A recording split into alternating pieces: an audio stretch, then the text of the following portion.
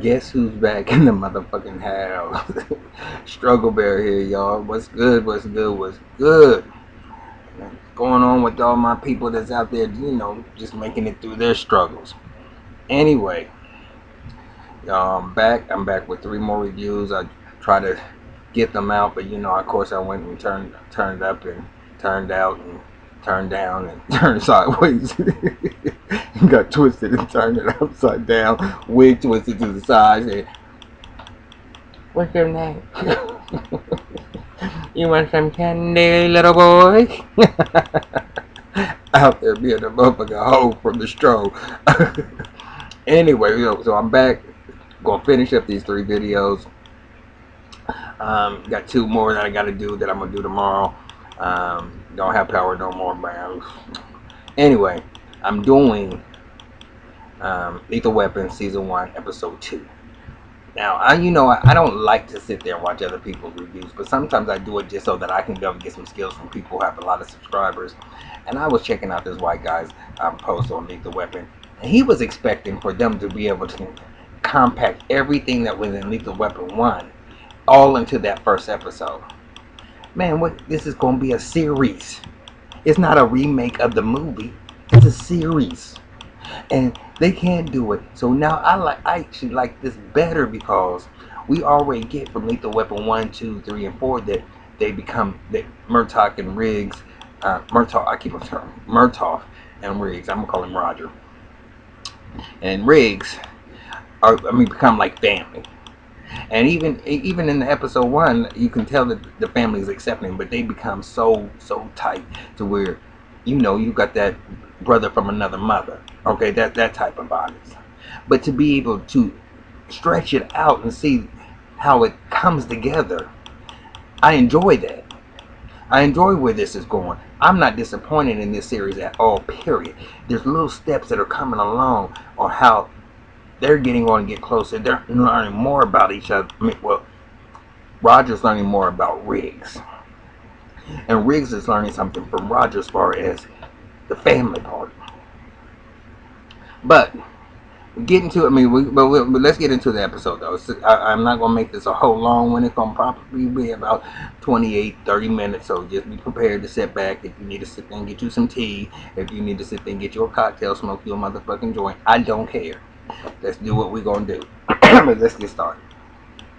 Starting off at the beach. Yeah, nice little pretty scene. Everybody surfing, going up in the waves and all that type of stuff. But then you see this body all wrapped up in seaweed. You think that they're dead. I'm thinking this is going to be the case. So they calling the body in. I said, so I'm expecting Roger and Riggs to get ready to come investigate this murder. It ain't nobody but motherfucking Riggs passed out, butterball naked on the beach. Now, Riggs, I'm going to give you a pass because I know what you're going through. Because I lost my best friend. And when I lost my best friend, it wasn't alcohol that I turned to. It was coke. I just didn't want to deal with shit. I was the last person to see him alive. He begged me to stay. If I would have stayed, all the things that was going through my mind. But I'm just sitting there saying, I shut myself down. So I understand what it is to go through what he's going through. He lost his wife and his unborn child. So he's going to go through this, and right now he lives by himself. He really doesn't have nobody else besides his father-in-law, but like him and his father-in-law is going to be kumbaya and going to, having cocktails. That they don't have that type relationship because Riggs is this rough, and father is up there in his position, and he's starched or whatever. He's going to have his back, and he has his pull to get him out of the situation. But they don't have that type of bond. It's not like he don't fuck with him and they don't fuck with each other. They just don't have that type of bond. So he has nobody. He's going through this all by himself. And he's handling it through getting fucked up. But Riggs, you a cop. You got responsibility. You going out there to save people. I know you have this suicidal, mentality right now. Like you don't have nothing to live for. But you don't got to be to the point where you pass out on the beach. So, they got suspended for 3 weeks. And Rogers invited Riggs over for dinner. He's been planning on these ribs. He's been marinating them, tending to them, beating them, making sure that they're going to just fall off the bone. I love them type of ribs. It just, whew.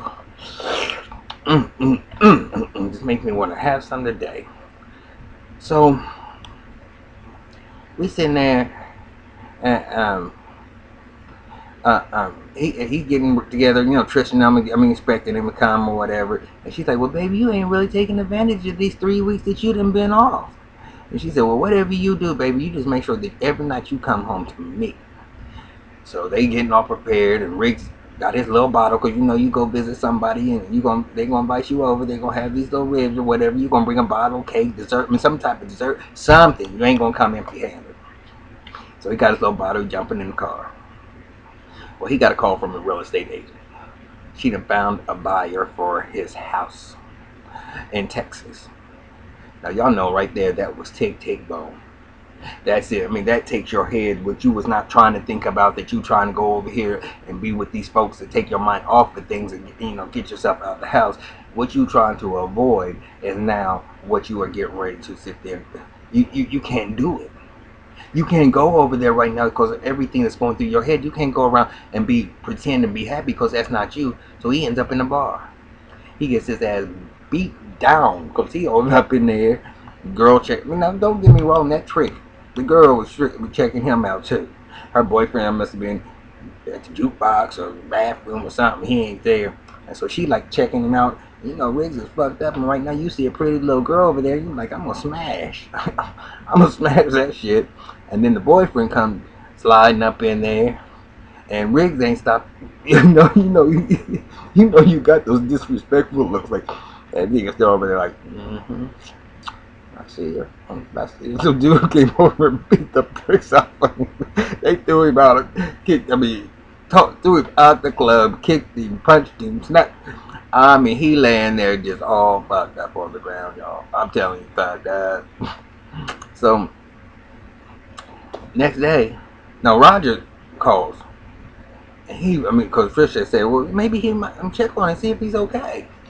So he answered the phone. He said, "Oh, hey, it's some U.S. You can't even call, and I didn't invite you over here to break bread with my family, and I didn't sit there and have these ribs together, and I didn't."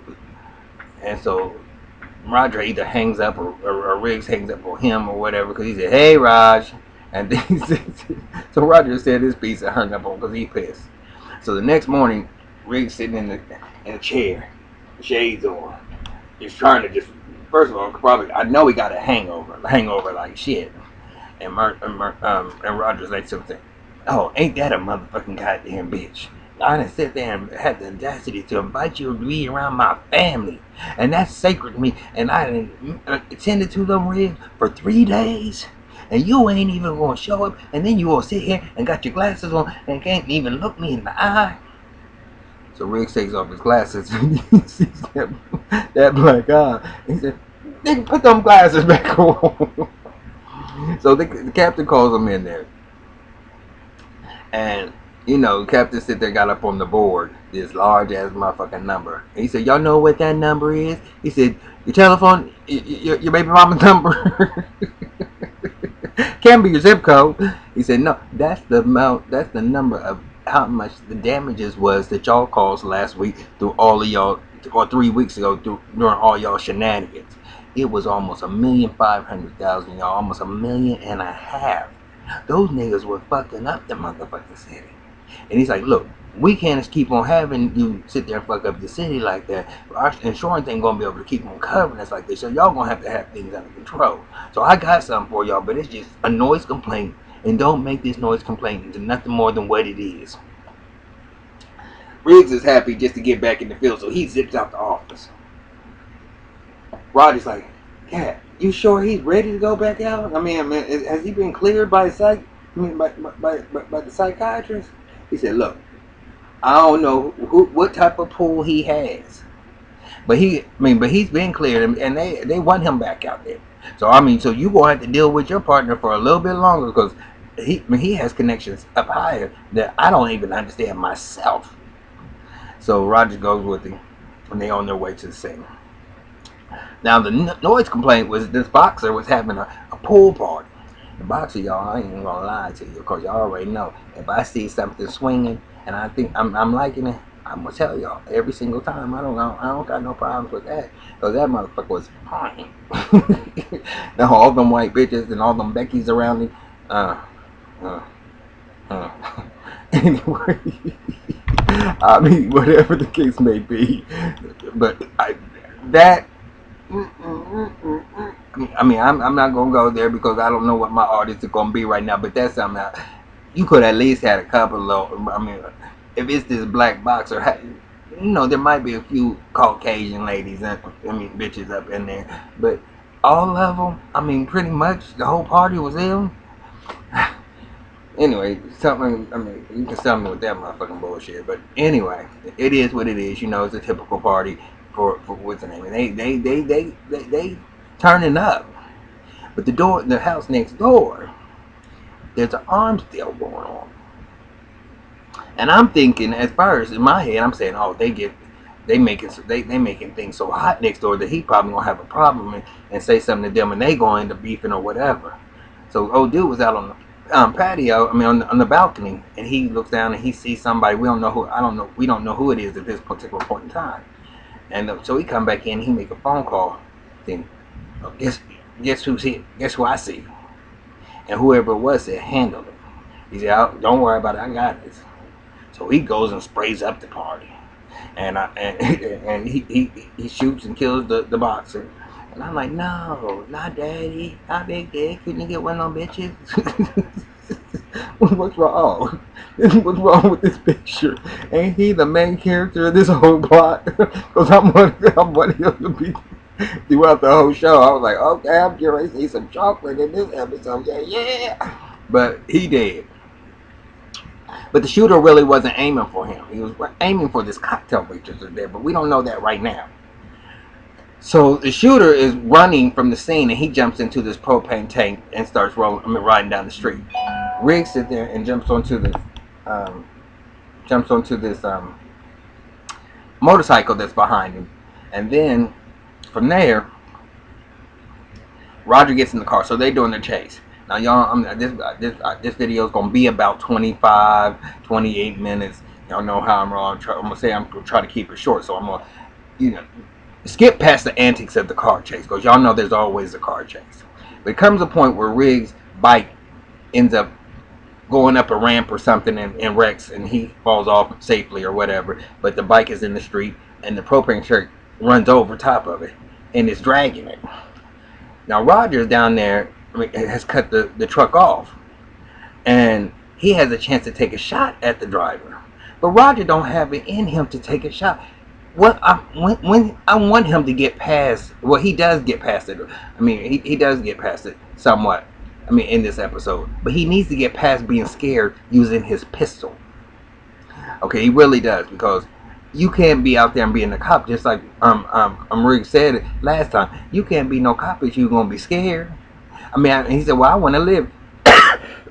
Fine, be behind the desk, but but get off the streets. If you ain't ready to be about it, then you need to sit there and sit down. Because nobody can sit there and trust their life with you if you too scared about your own life, and which is true. So he wouldn't pull that trigger, but he gonna blame it on he didn't want it was a propane truck, and he didn't want to make it explode, and other people get hurt or whatever.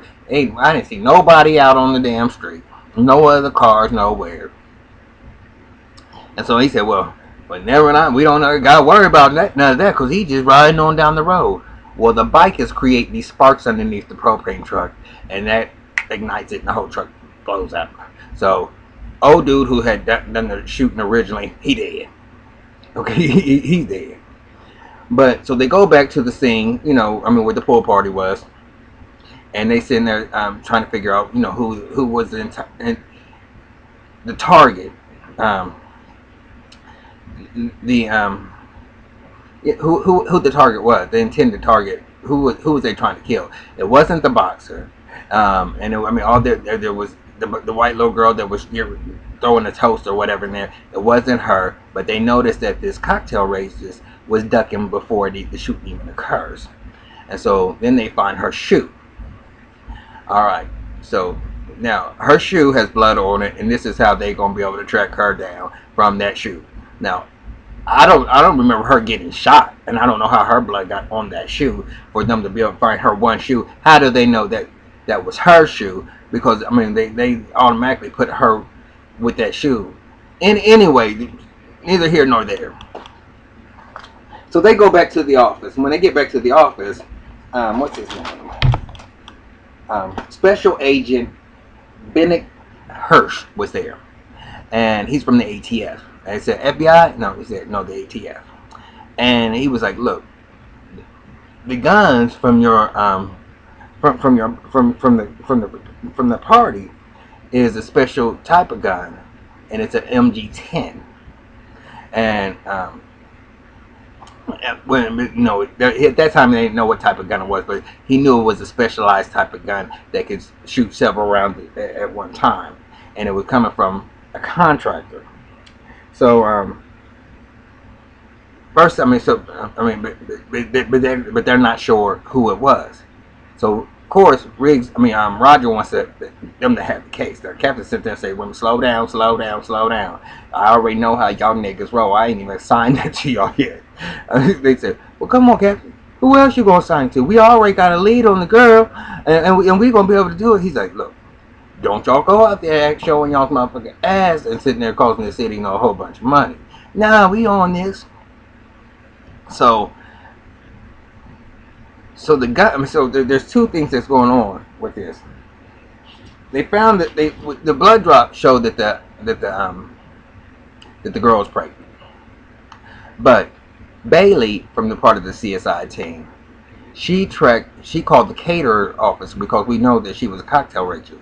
Well, that was the catering name was fake, the address was fake, but the number was not fake. So she was able to track down the phone number. So they go and they sitting there, they go into the house or whatever. The girl's not there, but the girl's coming home, and they see her coming down the hallway. And so Rick sits there and yells out to her. Right now she's nervous and scared as hell because she thinks that they coming to kill her. She don't know if because she knew that they was coming to that shot at that party was intended for her. So she doesn't know who they are at this, even though they saying they're cops. She ain't believing nothing. So she runs up to the roof. Roger runs downstairs. Riggs runs upstairs after her to the roof. And he said, look, I'm a cop. And if I wanted you dead, you think I wouldn't have shot you by now? And she still don't know whether to trust him or not. She's standing on the edge of the building. And there's a sniper up above her. Okay, so the sniper get ready to sit there and tag her off. Well, Roger downstairs, and he sees this sniper out the corner of his eye. And he's all the way downstairs. Y'all know them high rises, right? And so, and he's trying to yell up to Riggs. Riggs can't hear nothing because he's so far down on the ground level. And so he's trying to get his attention. Now, once again, Roger could sit there and ping that sniper off. But he's too scared whether if his shot is going to really make it. So there's like one of them dish, them satellite dishes for dish TV or whatever that's up there. So he shoots that, and when Martin hears that ding, he sits there and looks up and sees the sniper. He goes and runs to the girl and grabs her and jumps off the building. Now they jump. I'm like, oh, there ain't nothing down below. They jumped off the building into the building next door. And that is a little crazy as shit. Bust through the window. Little Chinese or Japanese family up in there eating. They like like oh, just another nigga, another motherfucker just flying through our window. Ain't shit. Carry on, everybody. Can you imagine somebody come busting through your window and you just let them dust yourself off and then keep on running out? So anyway, they take her back to the station, and Riggs is, now that he knows that she's pregnant and all that, he's tending to her and questioning her and telling her, we gonna protect you. Don't worry about it. I got your back. I ain't gonna let him get to it because she was saying she gave the story about why they was after her, that it was this guy that she was dealing with, that she was falling in love with. She was thinking that she kind of stumbled upon the fact of what he was doing, and then they was, and because she had seen something, they was gonna kill her, and so she ran. So she don't know who to trust right now. He said, well, don't worry, baby, I got you. So Murtaugh, the psychiatrist, and the um, see, and even okay before this, okay, actually, well, let's bring the psychiatrist in.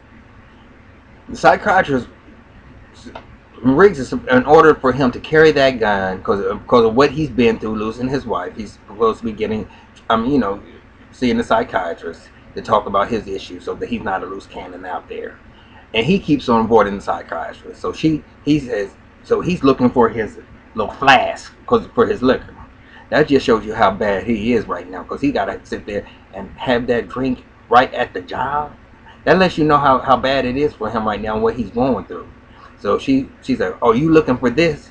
He said, oh, no, that would be wrong for me to be drinking that. And he said, but since you gave it to me, it's my duty to confiscate it from you, and you can pick this up at the end of the day. And he runs to the bathroom and takes him a swig. That bitch comes up in the bathroom. She said, it is true that the women's bathroom is better than the men's. She's sitting on the toilet, he's sitting on the toilet, and neither one of them shitting, but they're just sitting down on the toilet. She's like, look, you won't have to talk to me.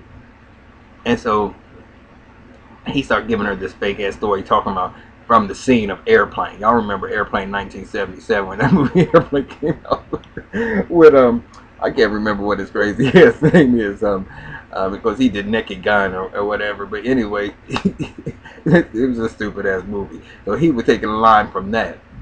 And so she said, so he goes out the stall and she's like, look, you're going to have to tell me something because you ain't going to be able to carry your gun. And he said, well, what you want me to say, Doc? What happened with you with your eye? He said, I got in a fight at the bar. Did you win? And he was like, and she said, it don't even matter right now. She said, you rather have the pain to forget what you're going through. But it don't make no difference what you're going through. I mean, how many times you get your ass beat, that pain ain't going to go away. So you're going to have to deal with it at some point in time. So after all that little shootout type of thing, because that happened a little bit earlier, and I forgot that part and I wrote it down though, but I gave it to y'all a little bit out of order. So the captain, while Riggs is talking to the girl, the captain, Roger, and Psych are talking about shit. He's like, can't you do something with him? Because the fact that he jumped off that building with, a witness, some innocent person, he might want to end his life, but to endanger somebody else, hoping that he went through that window, that's a little going overboard. She said, well, you got to sit there and you got to take into fact what he's going through right now. He just lost his wife and child. See, now Roger know that he lost his wife because from that last episode, he didn't know that she died in this car accident. So now that's making him understand him a little bit better. And so, in understanding him a little bit better, he get ready to leave for the night. He thinking this is where it comes down to where you can see the bond and the friendship going. He don't want him to have to go home and just sit there and be by himself. So he invites him, and Riggs is in there, of course, gonna be acting like, what the fuck? Well, I'm not answering the phone. It can ring all day. Then throw me off my topic. Okay, so he invites him to come to the house because there's still some ribs left over. And so, Riggs is, feeling like this is just a sympathy thing. He said, nah, I'm all right. He said, oh, okay, well, shit. Last night, Trish had me sit there and eat a kale salad. You know how nasty it was for me to eat kale salad. You know how hard it was for me to eat them ribs. But that's okay. If you don't want to come and get some of the best ribs in town, you don't deserve. He said, Roger, don't try to play me. I'm from Texas. I know ribs. So it's basically like, nigga, the challenge is on. The only way you going to be able to find out if I got the best ribs in motherfucking town if you come and try them. So he came. And they sitting there talking or whatever, having dinner. The dinner that they were supposed to have the night before. And Trish said something because the little boy was sitting there talking about, not a little boy, he's about to go to college. He said, Roger said, I want a beer. He said, you want one? And then the little her son said, I want one. He said, and then Roger was like, no. I mean, just because you get ready to go off to college, I mean, you ready to do that? And now this is where I get all tongue tied, y'all, and I'm gonna slow it down. So Martin sitting there said, "Come on now, the boy, here we go to college. You want him to sit there and be rebelling on you? I mean, you might as well go ahead and let him get a little taste so he ain't in the dorm all hung over and because he done got tore up all night long. I mean, the best way to know, if he wants a little beer, he's in the house, let him have a little beer." So Trish sit there and said, "You have one beer after you do your homework." And Roger said, what are you talking about?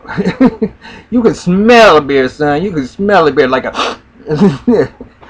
And so Trish was sitting there and said, "You know what, Martin, you gonna be good with your kid. She don't know the whole situation yet.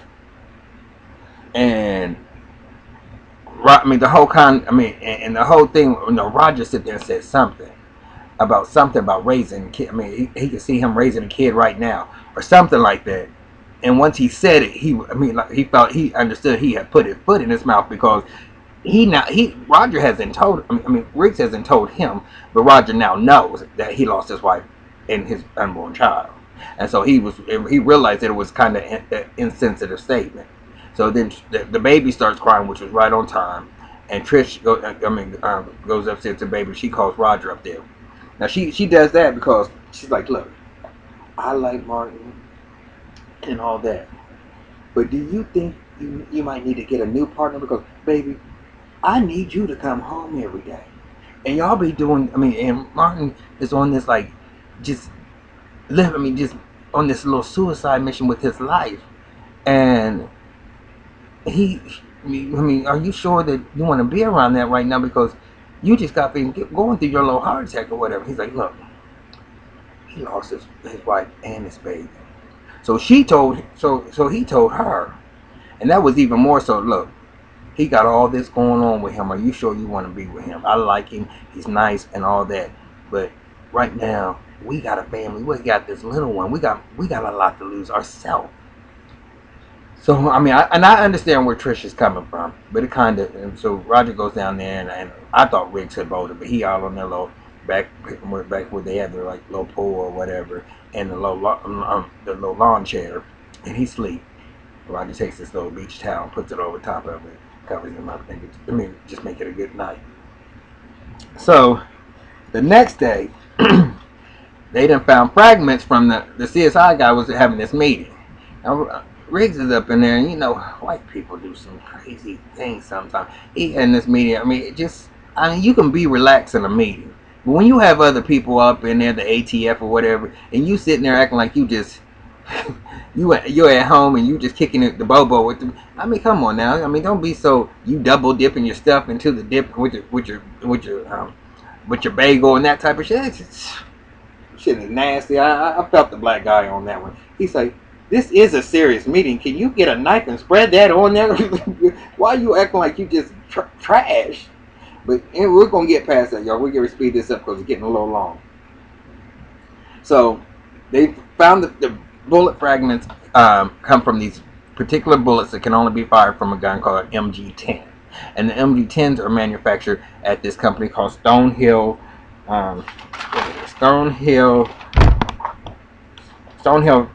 Manufacturing or something like that.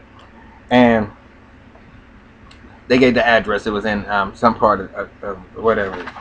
Where's it at? Shit, I can't remember. I ain't gonna really. Anyway, it's called Stonehill. So they go to the company that's manufacturing the gun, and he's like, "Well, he's out." So the guy there was like, "I can't see how our weapons have anything to do with some little gang bang drive-through shootout." He said, "Well, we believe that one of the guns was one of the guns that you had, which is the MG10. He said, "Impossible."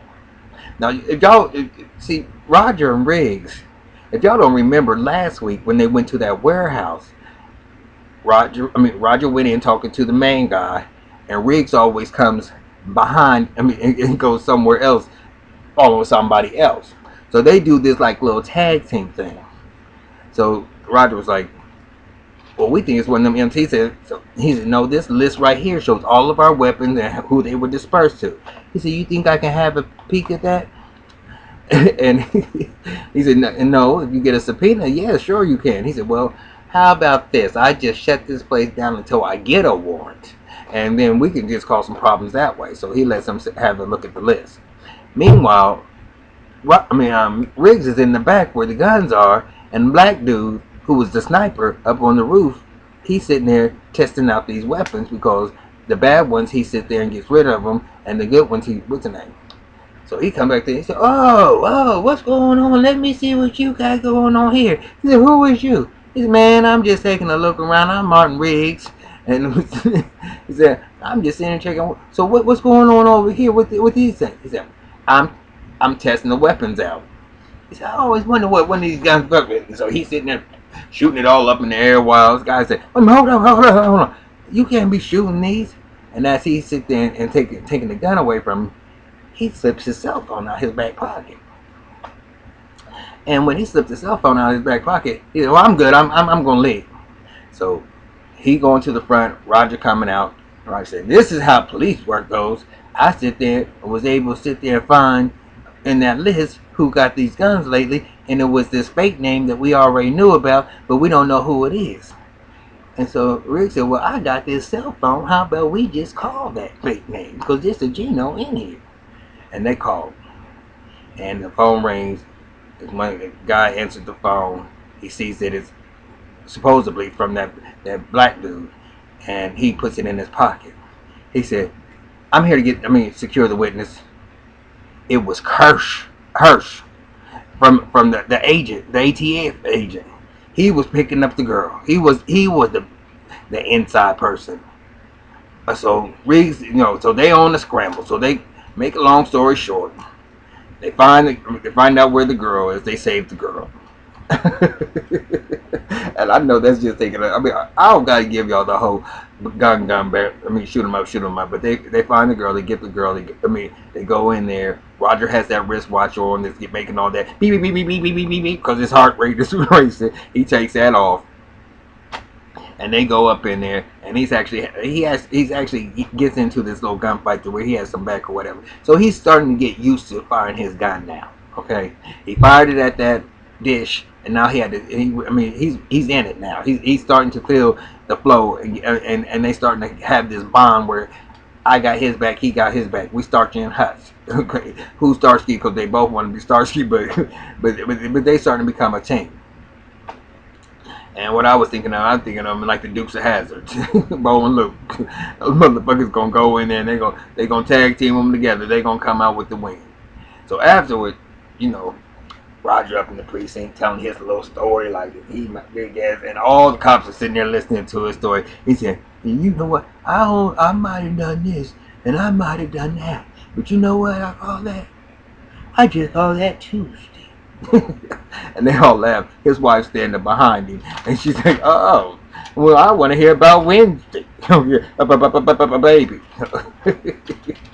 And she was like, "Look, baby, I can't sit. I know you took that watch off." She said, but and I can't stop you from that. You don't gotta wear those, so we just gonna take away your ribs. But you gonna do what you gonna do, and I understand that." Now, meanwhile, this is where it gets good, y'all. Riggs is now starting to open up to the doc, and she's not trying to beat it out of him to say that this is hurting him or whatever, but he's opening up to where he let some type of walls down, and we already know there's going to be work, and there's going to be a lot of work that's going to get him. I don't know if he ever actually. Well, we already know from Lethal Weapon 4. He actually does fall for somebody eventually. But he's going to carry this on for a long time, what he's feeling for his wife, all throughout this season, and even next season probably. That he'll be, if it comes back, and I hope and pray the show does come back, because these first 2 episodes have me caught and have me done. But the part that gets me, after Trish has her talk with Roger, he has his talk with the psychiatrist. He's coming down on the elevator, and Trish is getting on. She said, "Hey," and so she was saying, "Where you coming from?" He said, "From the psych. Make sure see if I'm crazy." She said, "Well, are you?" He said, "Well, that's the consensus." She said, "I don't think so." And Trish can read a person. And I like the character of Trish. I really do. I like her. I like how how she accepts things with her husband. She don't harp on things. She knows certain things come along with it. And so they leave, and she's like, "Look, Martin, I know Roger will follow you down a rabbit hole, and I can't change that. And you know what? I know he needs that as being a cop, and even probably as a man. But the one thing I do want is I need for you to promise me, whatever y'all do, that you bring him, that make sure he comes home to me." He said, "I'll do our best I can." And I said, y'all got to do this damn shit. This show is so damn good. Okay, I am feeling it all the way around, and I can't even say anything else about it. I mean, the show is so damn. It's good. It's good, y'all. So anyway, check it out. I hope y'all like this. This is a different type of review for me. I went piece by piece for it. If I missed anything, please let me know, because this is a new avenue for me to be able to give you a review of substance and not just of the ratchetness and how it came along and the characters and taking them piece by piece. This is something new for me. Tell me how I did. If it's even, you're doing good on this one, or you like this episode, or you like this series, because I love the series. I do. I'm thinking I haven't felt this way since like Blacklist came on, and I love me some Blacklist. I haven't felt this way since like How to Get Away with Murder and Skin. I love the show. I love the whole storyline. It takes me back to the movie, and how close the script, because that Lethal Weapon bullshit. I mean, not Lethal Weapon. That Rush Hour shit. They can never have another. Chris Tucker or Jackie Chan, and it just didn't mesh right with me. I'm glad that shit didn't come right for him. But anyway, y'all tell me what y'all think. I'm up out of here. Got 2 more reviews. Please like, subscribe. We almost at that 100 mark, y'all. Thank you so much. Let some more people know. We're gonna get there probably by Sunday. Peace out. I don't gotta wait until the 13th. The 13th, we went 113 subscribers. Peace out, y'all. Love y'all. Peace.